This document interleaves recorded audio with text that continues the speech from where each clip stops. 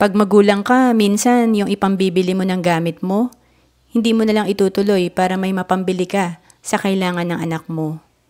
Masaya na tayo na makita silang masaya. Nakakapagod magtrabaho pero sige lang kasi para naman sa kinabukasan ng ating mga anak. Grabe talaga ang sakripisyo, lalo na kung sa abroad ka pa naghahanap buhay.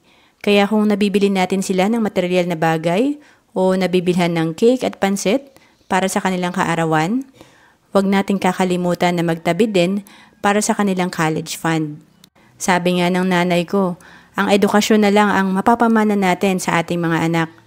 Ang good news ngayon, may mga investment vehicle kung saan pwede kang mag-ipon para sa kanyang pag-aaral. Ito ang Most 18.